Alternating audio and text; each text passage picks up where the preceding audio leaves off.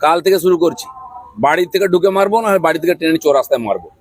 আর এটা কালকে হেডলাইন করুন। আর যে বেটা বলছে কুকথা, তাকে আমি শিখিয়ে দেবো কুকথা কোনটা সুকথা কোনটা। তাকে বাড়ি থেকে ট্রেনে নিয়ে রাস্তায় পিটবো আমি, সে যত বড় নেতা হোক। মেজাজ হারায়নি, মেজাজ ঠিক রেখেই বলেছি, যা বলেছি ঠিক বলেছি। দিলীপ ঘোষের মেজাজ এরমই থাকবে, কোনো কারো বাপের খায় না পড়ে না। পার্টি কি ব্যবস্থা নেই, দিলীপ ঘোষ যথেষ্ট, পার্টি লাগে না। রাস্তা উদ্বোধনে গিয়ে মেজাজ হারালেন দিলীপ ঘোষ, কি বলবেন দিলীপ ঘোষ? মেজাজ হারায়নি, মেজাজ ঠিক রেখেই বলেছি, যা বলেছি ঠিক বলেছি।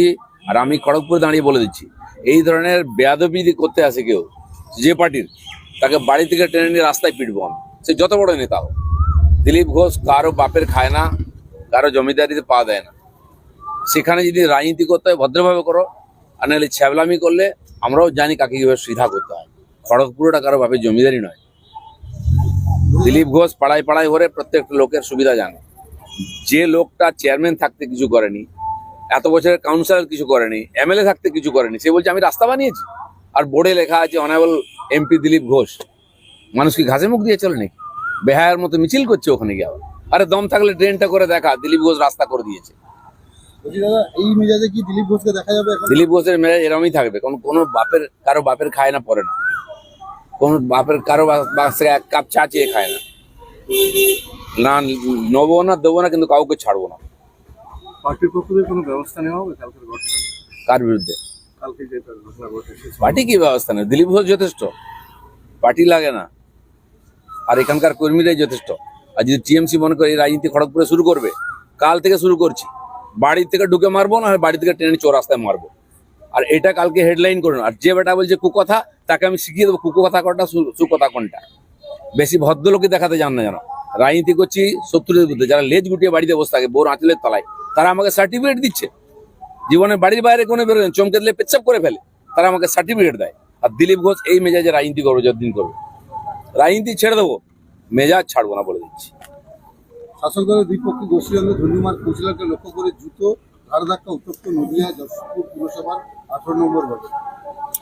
মুসল পর্ব শুরু হয়েছে টিএমসিতে, পঞ্চায়েত, মিউনিসিপ্যালিটি, সব জায়গায় পার্টির মিটিংয়ে মার পিট, চুলোচুলি, শেষ পেয়ে গোলাগুলি।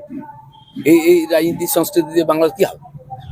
বলছি তো পানিহাটি পুরসভা পরবর্তী পুরপ্রধান সোমনাথ দেব বৈঠকে গৌরাজী থাকি পুরপ্রধান মলয় রায় বৈঠকে পরবর্তী পুরপ্রধানের নাম ছিলেন। এসব টিএমসির মধ্যে কি হচ্ছে এটা আলোচনার বিষয় নাই। এসব নাটক রোজ চলবে, এটা নিয়ে আমাদের কোনো চিন্তা নাই। আশঙ্কা ছিল ইডেন থেকে কেকেআর বনাম লখনৌ ম্যাচ 6 এপ্রিল বনাম রামনবমী থাকার পুলিশ দেওয়া সম্ভব না, আগেই সিএবি কে জানালো লালবাজার। প্রথম কথা, পশ্চিমবঙ্গ সরকারের পুলিশ নাই এখানে আইন শৃঙ্খলা রক্ষা করার মতো, কারণ রিক্রুটমেন্ট হয় না। যে পুলিশ প্রশাসনে তার কোমরের জোর নেই, দুটো ইভেন্ট একসঙ্গে চালায়। তার জন্য পশ্চিমবাংলার মানুষ কেন বঞ্চিত হবে এই অকম্মা পুলিশ ফোর্সের জন্য? মমতা ব্যানার্জির না অ্যাডমিনিস্ট্রেশন জানেন, প্রশাসন চালাতে খালি নাটক করতে জানেন, রাজনীতি করতে জানেন। তো কেকেআর এর খেলা কলকাতায় হবে না, সমস্ত টিমের হোম গ্রাউন্ডে খেলা হচ্ছে। কেকেআর এর কেন পিছিয়ে দাও? আমরা তো বলেছি না, ডেটটা পিছিয়ে দিন। একদিনে 2-3টে ম্যাচ হতে পারে, বিভিন্ন গ্রাউন্ডে হচ্ছে, এখানে কেন অসুবিধা হয়েছে? আপনার কোনো যোগ্যতা নেই কিছু করার, তাই বাংলার মানুষকে বঞ্চিত করছেন ক্রিকেট থেকে। ইডেন গ্রাউন্ড হচ্ছে ক্রিকেটের স্বর্গ, সারা বিশ্বের খেলোয়াড়রা এখানে খেলতে চায়। আমরা এখানে খেলা দেখতে চাই, কেন বঞ্চিত করা হচ্ছে বাংলার লোককে? বলুন, এই জবাব দিতে হবে।